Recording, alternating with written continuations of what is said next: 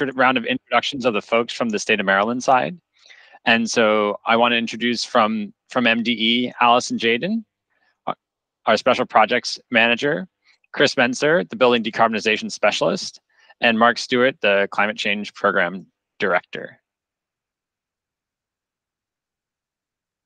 And from the, we also have on this call from the Maryland Energy Administration, Becky Price, and who is in charge of the clean building decarbonization side at MEA. And then we also have from the Maryland Public Service Commission, we have Jared DeLuca and Ben. Ben, you want to just introduce yourself? I'm forgetting your last name off the top of my head. Ben Baker. Ben Baker, thank you. Awesome. Well, I won't keep us any longer on introductions. Let me just go to the next slide and dive right into the agenda.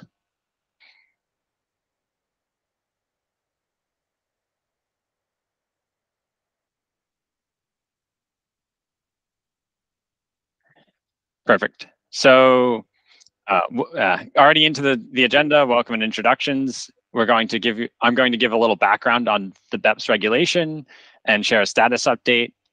Then we're joined as well by folks from the EPA's ENERGY STAR portfolio manager team. They'll introduce themselves at their section and give some best practices. We'll review the BEPS requirements checklist, and then we'll circle back for next steps and discussions. We are recording this meeting. We will, for this content, in case anyone couldn't make it today, we will stop that recording at the next steps and discussions section. If you have any questions, feel free to put that into the chat, but we won't get to them till the end. We're going to reserve them to kind of get into that discussion section. Great, and it looks like folks are doing intros amongst themselves. If you've joined the call, feel free to drop them into the chat. And with that, I will get into the content.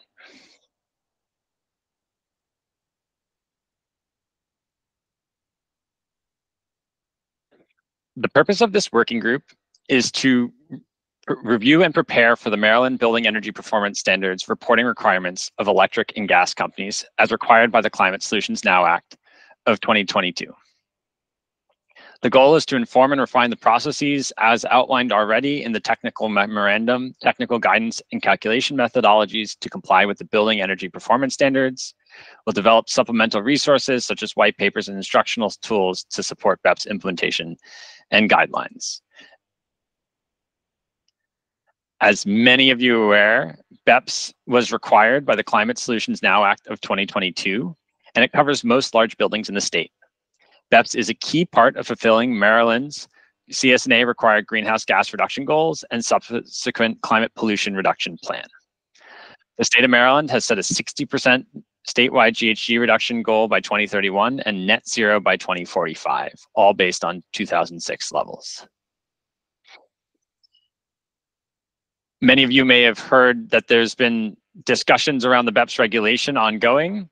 MDE intends to adopt a building energy performance standard regulation in 2024. Building owners should prepare to report benchmarking data to MDE by June 1, 2025. After using the benchmarking tool, building owners should determine if their buildings already achieve the proposed standards or if work is needed to achieve the proposed standards. A BEPS covered building is any building in Maryland that has a gross floor area of 35,000 square feet or more, excluding the parking garage area. Buildings that are exempt from this are historic buildings, which are individually designated as a historic property under the law, public or non-public elementary and secondary schools buildings, manufacturing buildings, agricultural buildings, and federally owned buildings. And this doesn't necessarily directly apply to you all. And before we get into the requirements of electric and gas companies, we want to make sure you all are aware of the requirements on building owners under BEPS. So starting in 2025, building owners must annually collect the previous calendar year's whole building energy data for owned covered buildings and submit that to MDE through ENERGY STAR Portfolio Manager by June 1st. The data must be submitted to MDE and sorted by month and fuel type. Building owners will exclude energy consumption from certain end uses on their end. They must use ENERGY STAR Portfolio Manager's data quality checker prior to submission, and in certain years, have that data verified by a third-party verifier. Building owners must retain 5 years of historical data. We will be notifying building owners that they're covered to the best of our ability. We will mail those that we believe are covered and assign a unique building identifier for each building. The law requires all buildings that meet that threshold of 35,000 square feet, unless they're exempt, to report. So if a building thinks they are covered but not on that list, they can reach out to us and we will assign that unique identifier for the building. Each building that thinks they are exempt can submit an exemption request form to us. We will evaluate each one individually and make a determination. They will then create a portfolio manager account and add all their covered properties and their characteristics to that account if they haven't built one already. They will then request utility data from their electric and gas companies. And then after that process, which we'll talk about here a little bit more now shortly, they'll receive that aggregated data, review that data, and then once they're happy with it, share their property with MDE via Portfolio Manager web services. And that will be an ongoing share so that the data in each subsequent year is automatically loaded through. Now to the meat of our discussion today. There are 5 key pieces of electric and gas company reporting requirements, and we are planning for these to be effective as of January 1, 2025. The first is data retention. Must maintain whole building energy data for no less than 5 years.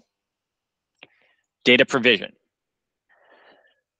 Electric and gas companies must provide annual whole building energy data in a gross measurement, aggregated on a monthly basis by fuel type, and they must provide it on request within 90 days in 2025 and in 30 days after the request in 2026 and beyond. The aggregation threshold. If there are more than 5 tenants in a building, that whole building aggregated data can be provided without authorization.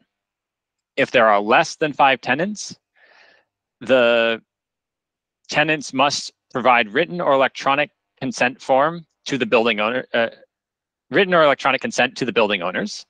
This can also be given through a lease provision, and we expect over time that many of buildings will comply through a lease provision, just signing those away automatically if they haven't already.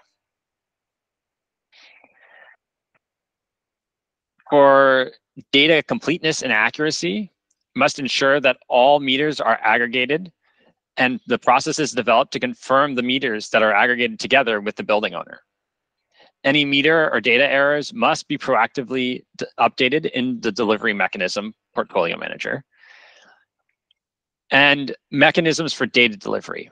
If you are at an investor-owned electric utility or gas utility with more than 40,000 customers, you must provide the data through Portfolio Manager web services. If you're everyone else, an investor-owned utility with less than 40,000 customers, a cooperatively owned utility, or a municipal utility, we encourage you to provide the data through Portfolio Manager web services, but we also will offer a predefined spreadsheet format that we can share after this meeting to provide this data as well.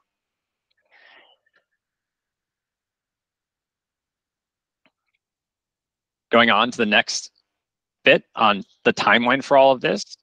As I mentioned, utilities will start getting requests for 2024 data from building owners on January 1st, 2025. And in 2025, those requests must be fulfilled within 90 days of the request. That means that this next coming year, by April 1st of 2025, those request received on January 1 must be returned by April 1st. And the annual reporting deadline for building owners is June 1st. So you can expect that all requests will be done by that time. And they must submit their data every year thereafter by June 1st. Then on January 1st, 2026, utilities will start getting the request for 2025 data. And starting in 2026, those requests must be fulfilled within 30 days. And the key other piece here, the first 5 years of the regulation are all around benchmarking and reporting energy use. Starting in 2030, building owners must comply with the proposed interim performance standards based on the 2030 calendar year data. So that deadline will actually be in 2031.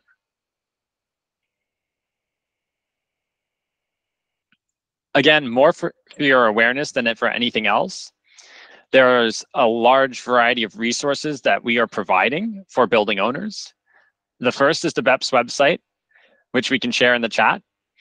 There's background information on the regulation, some quick facts about building decarbonization, and a copy of the potentially covered buildings list, giving folks an idea of if their building was covered.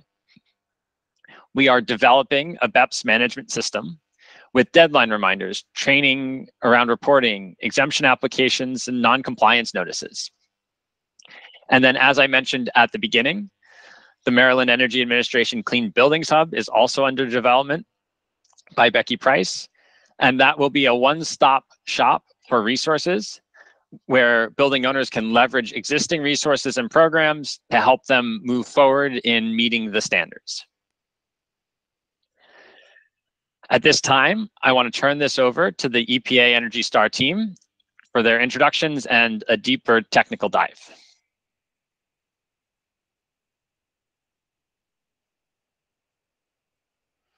All right, Zach, can you confirm that you are seeing my screen? Yeah, it looks good. Thanks. Great, and Brendan, do you want to take away the introductions? Sure. So thank you, Zach, for handing it over to us. We're excited to be on today. So my name is Brendan Hall. I'm one of 2 staff on the EPA ENERGY STAR existing buildings team that support state and local governments nationwide on their program and policy initiatives. So we're there to support them on mandatory or voluntary initiatives focused on government-owned or private buildings. And we also support utilities on standing up solutions to deliver data. So we've done a couple of past sort of cohort calls like this under requirements in New Jersey and the state of Colorado. So we can get a little more into that, but if you go to the next slide. So we're going to start with some background about benchmarking an ENERGY STAR portfolio manager and the provision of utility data to support that, and then spend most of the time on EPA's best practices in delivering this data, sort of pulled together from our sort of vantage point in working with all of the utilities across the country that offer this now. And then hopefully we'll have some time for Q&A at the very end of today's call, and then we'll be available for ongoing support afterwards for any clarifications or actual support in sort of understanding these requirements. And then in terms of, if you go to the next slide, our team, so I'm the first bullet there. My colleague Katie is the counterpart on the state and local work. So the 2 of us, sort of interface with any jurisdiction that has a program or policy that leverages ENERGY STAR Portfolio Manager. My colleague Tracy Narrow leads our utility support. He's entering phase retirement. I don't know if he's on the call today, but you might have heard that name. And then Andrew Schulte is on. He's a consultant that works in support of ICF. And just to be straight, ICF has a firewall, so all of Andrew's work in support of this sort of stays there. And I think, Andrew, you work pretty much exclusively on ENERGY STAR support and have done so for many years. So I think that's all from me. I'm going to hand it over to Andrew to carry the weight of today's presentation, but looking forward to working with you all. So thank you. Okay. Well, thanks so much, Brendan, for that intro. As Brendan noted, my name's Andrew Schulte. I work for a company called ICF, but I have been supporting EPA and the ENERGY STAR program for 18 and a half years now. EPA and the ENERGY STAR program have been, my main clients and my main area of work for almost 2 decades now. So as Brendan noted, even though, you may see the name ICF out there in the marketplace in the utility implementation space, I am here today, and in any subsequent conversations, you can think of me as wearing my ENERGY STAR hat. I am here wholly in support of EPA's program and serving as a technical point of contact and a technical resource to the utilities in Maryland. I have a lot of experience benchmarking in portfolio manager, both helping organizations to benchmarking directly myself, and then also working with utilities and other third parties who want to leverage the ENERGY STAR portfolio manager application programming interface, or API, to develop streamlined data access solutions. So we'll talk about all of that a little bit more. I'm going to go off camera now, since I'm going to be looking back and forth at 2 screens, so I don't want you to see the side of my face, but I just wanted to say hello, introduce myself. My goal today, this topic can get pretty down in the weeds at times, and so I do want to note that today I'm going to err on the side, or at least try to err on the side of simplicity and keep things at high level. That may mean that there's content in the slides that we go through, or that you see, that we don't really dig into. But as Brendan noted, we are more than happy to engage with each and every one of you, individually as utilities, following today's call.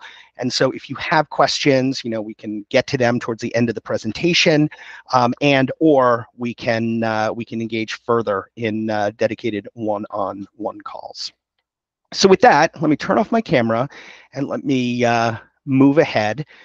So I want to spend a few minutes here just talking about, at a high level, what is benchmarking and why are utilities being asked, or in the case of the BEPS law, required to provide data access solutions to support benchmarking by building owners and managers. Generally speaking, you're probably aware that benchmarking is a general concept that refers to, measuring and tracking performance over time. In the case of energy performance benchmarking, that's measuring and tracking a building or a property's energy performance over time and comparing it, against itself, but also in many cases against other similar buildings.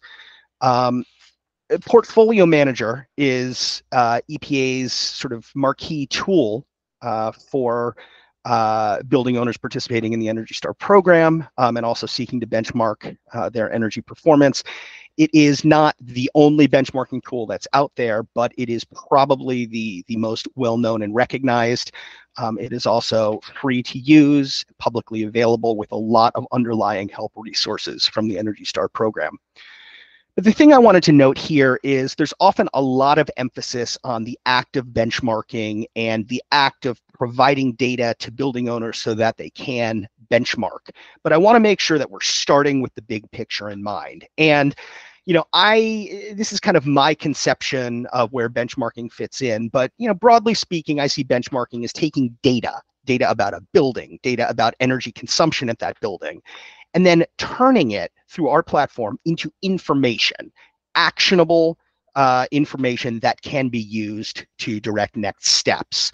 And as you can see here, we see benchmarking just as kind of the top of the funnel, right? So benchmarking is the process of taking data and moving it to information, but then subsequently that information is what gets turned into action, and then tangible energy cost and greenhouse gas savings through the application of benchmarking data to program design and delivery.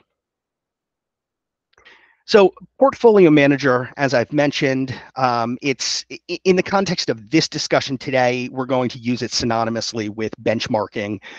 Portfolio manager as a tool has been around since I think over 20 years now. I think 99 was when it first rolled out. Portfolio manager is many things. It is a management tool to help organizations keep track of the energy performance across their portfolio of buildings, whether that portfolio is a single building or thousands of buildings. And there are a lot of management-oriented functionalities that can be used. And of course, at the core of Portfolio Manager are hundreds of calculated metrics. Maybe the most well-known metric for those buildings that can earn it would be the ENERGY STAR 1 to 100 score that allows you to get a sense of how your building is performing compared to similar buildings nationwide. But that's by no means the only metric that Portfolio Manager can generate. You can get energy use metrics, ranging from total consumption to energy use intensity. You can get that in different flavors, site energy use intensity, source energy use intensity, weather normalized. Also, Portfolio Manager can be used to track water use as well as waste disposal and diversion practices. So it is really it's become a central tool for building energy management. And, as we noted before, it is free, and there are a lot of existing resources to help, building owners and utilities alike to get their arms wrapped around this particular platform. So when we talk about what a building owner needs to benchmark, there are two main categories of data. So in most cases that we've seen across the country, from the 80 some odd utilities that are currently offering data access solutions, in almost every case, the building owner is responsible for setting up and maintaining their building record in Portfolio Manager.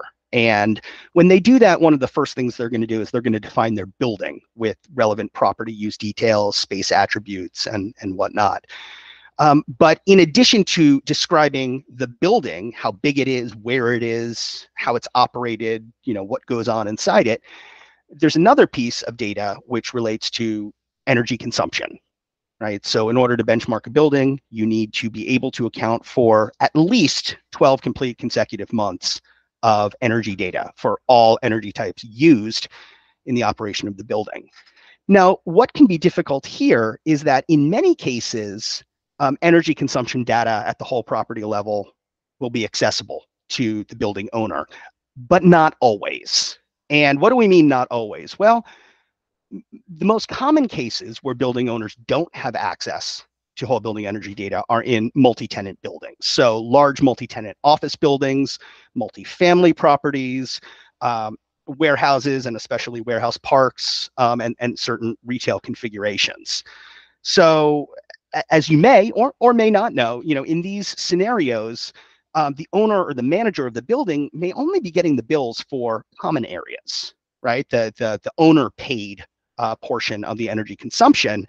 And the issue there is the owner actually needs whole building energy consumption in order to completely and accurately benchmark. So that is, they need to track not just the energy for which they pay, but also the total energy consumed by tenants or residents who occupy the building. So this brings us to the fuller context for the utility requirements in the Maryland law. Okay, the building owner or manager is typically going to be the party who is required by law to benchmark, and for whom there will be consequences, fines, what have you, if they don't report. But as we've already noted, there's a potential problem here. They have to report, but they may not have access to all the energy data needed to report. And so how do we get around this? Historically, looking across the country, the most common solution over the last 5 to 10 years has been what we call an aggregate whole building data approach. Certainly, there's a lot more history here that we can get into. at another time or on one-on-one calls. But in short, the aggregate data approach requires the utility and, where appropriate, their regulator, to agree that above a certain minimum number of tenants in the building, above a set threshold, aggregate whole building consumption data is no longer considered sensitive. And what that means is it's deemed acceptable for a building owner to request aggregate whole building data, and for the utility to provide those data without requiring additional tenant level approvals. So I just want to call out that, we know that most utilities already have a process in place for third-party data releases. This is kind of a special flavor of a third-party data release, right? Because the building owner isn't completely a third party. I mean, they are directly associated with the building. They need to benchmark the building. They even probably pay for a significant portion of the building's energy consumption. So the question is how to get them the data they need to benchmark while still maintaining the utilities' responsibility to individual tenant data privacy. So this is where aggregation comes into play. While it is a solution, I would be remiss if I didn't note that aggregation does raise some additional technical challenges. Specifically, the act of identifying all the individual pieces, the meters, the accounts, the service points that map to the property as a whole that need to be benchmarked. We know that this can be a challenging task. This slide here is not intended as a complete and comprehensive recipe for how to aggregate data, but it is intended to point out sort of the major steps in the act of developing an aggregated data solution, and specifically the act of meter to building mapping. I'm not going to go through this in detail today, but if I would recommend that folks take a look at this, in the slides that they'll receive following this presentation today. So wrapping up the intro part of my presentation, I did want to note that as a national program, Energy Star keeps track of the utilities across the country that are currently offering what we consider to be, value-added, streamlined solutions for benchmarking in Portfolio Manager. Of the folks on the call today, there are 4 utilities: Baltimore Gas and Electric, Delmarva Power, Pepco, and Washington Gas, who today, as of this point, already have a data access solution in place. Now, to be clear, I'm not making any claim as to whether or not these solutions currently meet the requirements set forth in the BEPS law, but we have been tracking these 4 utilities for some time as having solutions that allow their building owner customers to receive whole building aggregate data for benchmarking. So I just did want to call that out, that there is a fair bit of experience in the state amongst your peers on the calls today. And as appropriate as this as this working group goes on, there may be an opportunity for knowledge sharing, and utilities that have a bit more experience in this space may be able to offer some insights as to what they've learned through the process. All right, so having sort of contextualized the conversation, I do want to spend a little time talking about what we see as best practices for utility data access solutions. Now, one thing I do want to make clear is that the Energy Star guidance and best practices, I mean, it's just that. It's guidance, it's recommendations, it's best practice. This was developed separately from Maryland developing its BEPS law, and specifically, the requirements for utilities. As we go through these, I think you will see that there are a lot of areas where there's very clear overlap between our best practices and the requirements that Maryland has set forth for its utilities. But I did want to make clear that we, the ENERGY STAR team, are coming from a place of guidance and best practices. And so not everything you see here will necessarily be feasible or desirable for a specific utility in one case or another.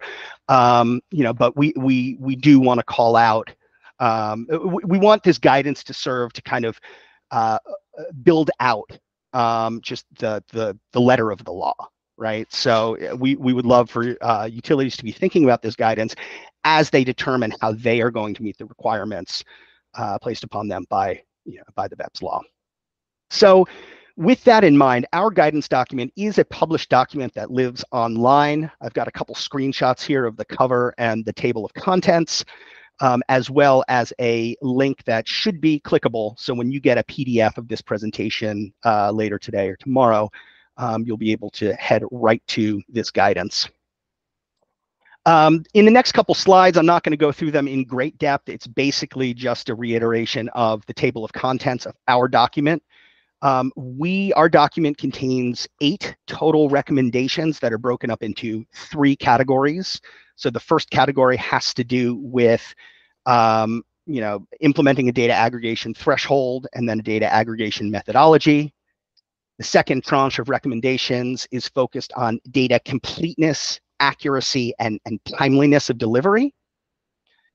And then the final best practice pertains to the use of the Portfolio Manager API.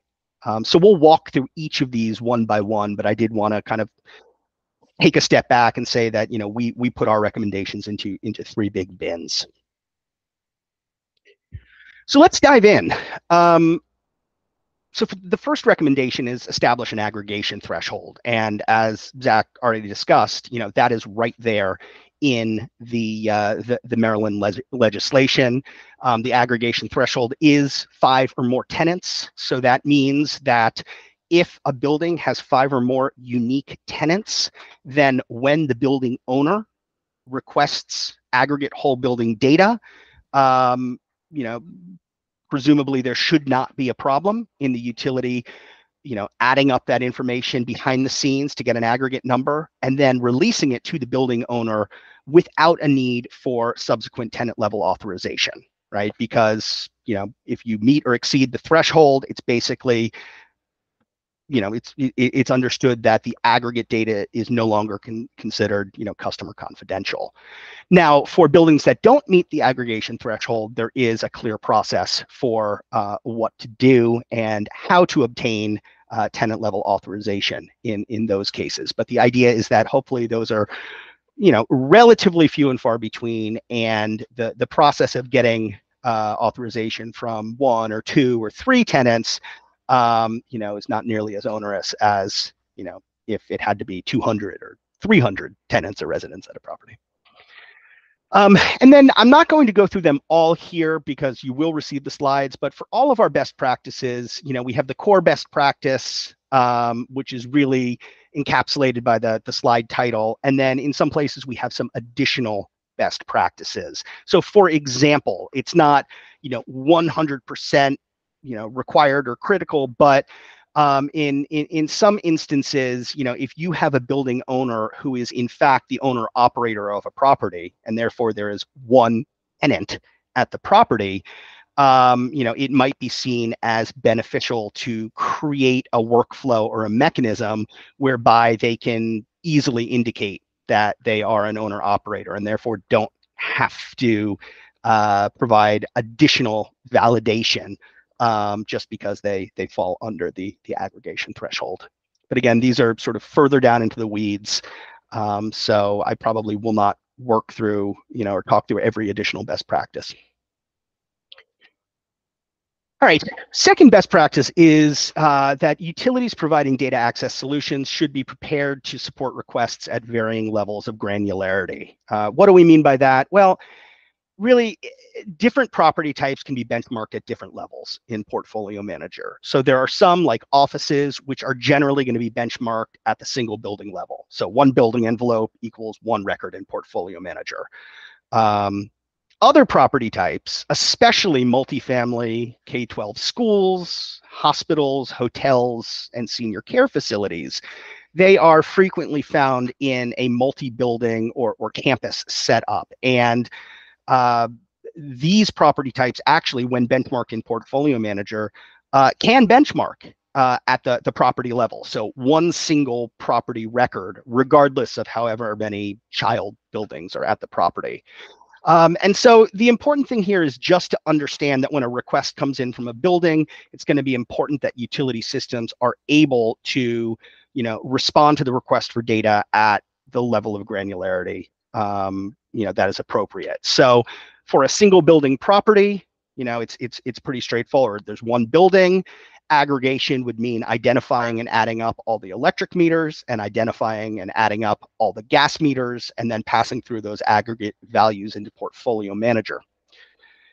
If you have something like a garden style multifamily property, however, it's important to understand that even though the property may be made up of multiple discrete buildings, the benchmarkable entity or may very well be the entire property. So in this case, this is a completely hypothetical building, but you've got four unit buildings.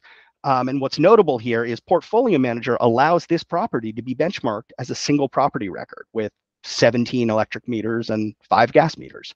So that's what I'm talking about, level of granularity. It will be important to, understand that building owners could be coming to you with different property configurations. And as you develop your solutions, you'll need to make sure that they work for, a variety of different property configurations. All right, so number 3 in terms of our best practice recommendations is that the utility lead the process for meter to building mapping. That is the identification of all the individual points, or whether that's a meter or a service point or an account. All of those that together comprise the tracking of total energy consumption for a building. The best practice is that the utility should be the one to initiate that identification. And typically what we found is that this entails the utility asking some basic questions of the requester to understand, what is the extent of the physical property. So for instance, you might ask for a primary building address. And then if there are any secondary building addresses, you would ask for that as well. For instance, a building downtown that has entrances on each of 2 cross streets, right? It might be important in that situation to know that the building is called 123 Main Street, but it actually has addresses, at 123 Main Street and 456 Broad Street. So the idea here is you figure out what questions you've got to ask the requester in order to understand the physical extent of the building and to identify any potential service addresses that are associated with that building in your billing system.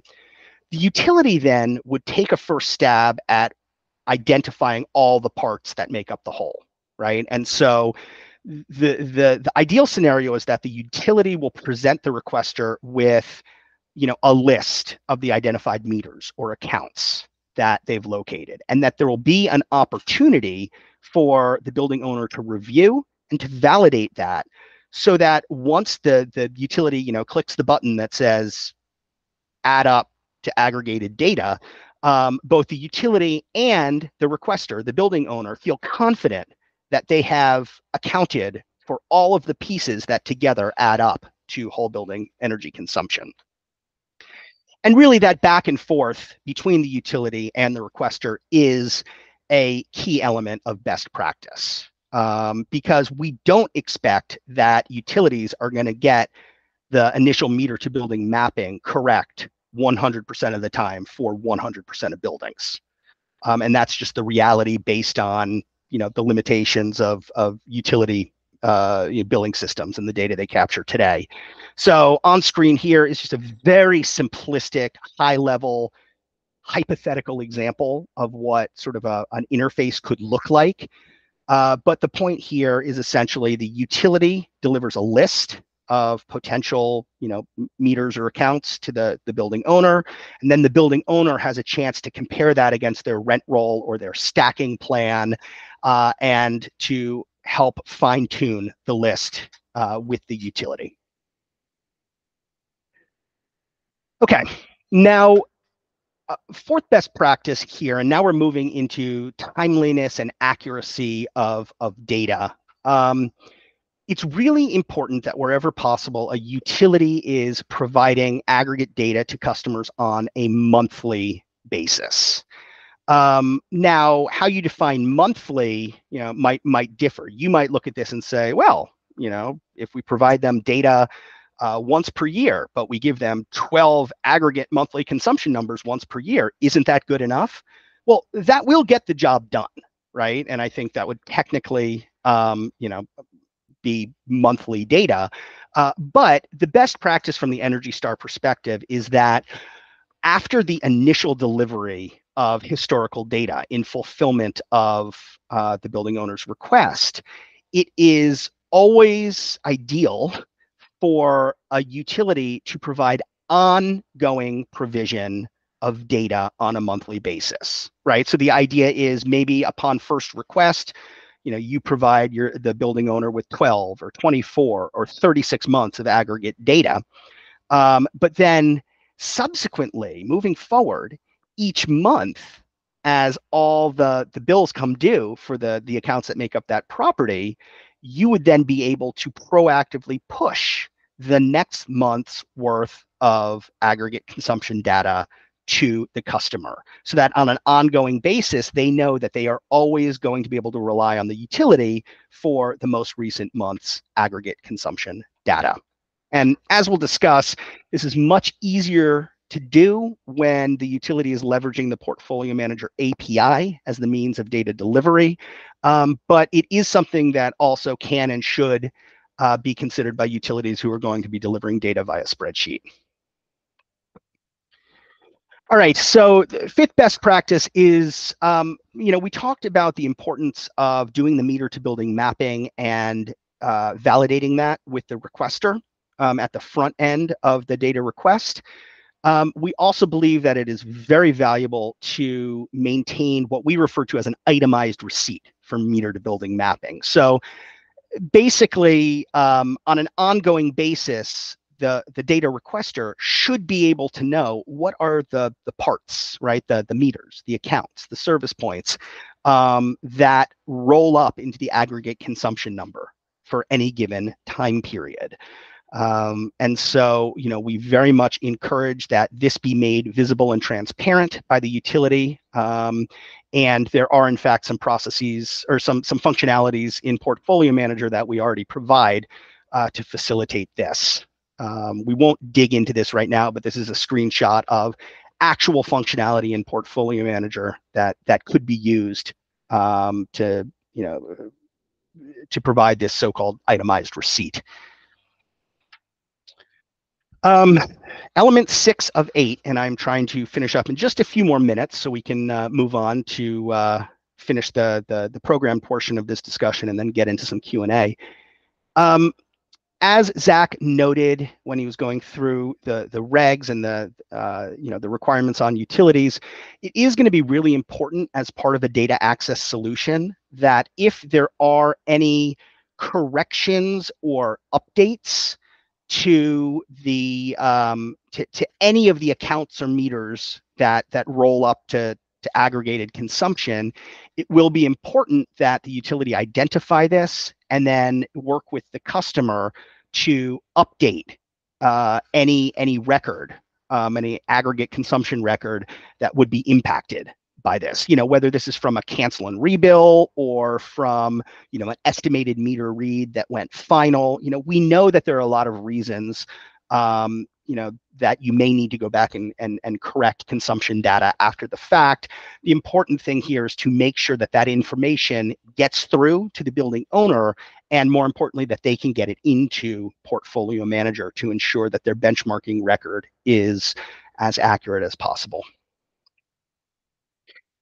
All right, so this is probably more relevant for those building owners that have on-site renewable generation. But this is a growing scenario, and therefore something we want all utilities to be aware of, or electric utilities at least, is that when you are aggregating and providing whole building data, it is really important that the value you provide is gross grid electricity consumption. We know that there are a lot of utilities out there who may, prioritize the net metered consumption figure in your billing system in terms of what goes out to the customer, what they are paying. Net metered consumption is absolutely, a valuable quantity, but for the purposes of accurate benchmarking in Portfolio Manager, you want to make sure that you're not inadvertently excluding the consumption of green power or on-site renewables that took place. So again, wherever possible, the consumption value that a utility should be providing to a building owner as part of aggregate whole building consumption, it should be gross, not net. And we can certainly go into this in one-on-one conversations in further detail. So I'll just leave it there for now, but there's a lot more that we could discuss here, if you want to dig into this with us. Finally, I did want to note that, our 8th and final best practice is that utilities should be delivering data, aggregate data to their customers using the Portfolio Manager application processing interface. You'll hear us refer to that as the API, or perhaps even Portfolio Manager Web Services. The state of Maryland has already defined who must use the Portfolio Manager API to deliver data and who has the option to use either the API or spreadsheet delivery mechanisms. We do think that even if you have the option to use a spreadsheet, it is worth thinking through the potential value of the API pathway. We actually have a subsequent slide in which we go so far as to say that we believe this is the solution that brings the most value to utilities and customers alike. But certainly, even if you're not required to use the API, we do encourage you to consider it, and we'd be more than happy to dive in with you one-on-one to talk about those benefits. For those utilities that will be delivering data via spreadsheet, this can be pretty simple in terms of what you need to provide. The more difficult aspect there will be figuring out how to meet some of our best practices when you're delivering data via spreadsheet rather than the API. So ongoing delivery of monthly data, the documentation of meter to building mapping, and then the management of billing corrections and revisions over time. These are all items that you'll need to give some extra thought to if you're going to be delivering data to the customer via spreadsheet. It's absolutely doable, but we wanted to call this out, that it's not quite as simple if you're using spreadsheets as opposed to our web services API. As we noted, we believe pretty strongly that the API may provide the most benefits for both the utility and the customer. And one thing that we don't want to get lost here is that at the beginning here, you're going to be most focused in developing a solution that can get energy consumption data to the customer. However, recognize that through an API integration, you will actually have the opportunity to get feedback, right? You'll be connected to your customer's Portfolio Manager building record, and so you'll be able to query for metrics about their building performance, which could be very useful in terms of ongoing program design, delivery, and marketing and promotion. So definitely something to keep in mind. If you are going the API route, we have extensive technical documentation as well as the ability for a utility to really dig in one-on-one with the ENERGY STAR team to understand how best to get their arms around this API and to integrate that into their process. All right, so I'm going to wrap up here. We do have a few discussion questions that if we need to prompt discussion at the end of the presentation today, we can come back to these. But we do encourage everyone to reach out to the Energy Star team. We're happy to set up one-on-one conversations with any and all of the utilities on the call today, whether to talk through, our high-level guidance and best practices, or, to really dig down into more of the technical weeds. We do look forward to being in touch with you and discussing further, and we have provided our contact information here. So with that, I think that takes me to the end of my presentation. And Zach, I think you will be picking up from here. Is that right? Yes, I will be. Great. Well, back to you then. Thank you very much. Just share my screen.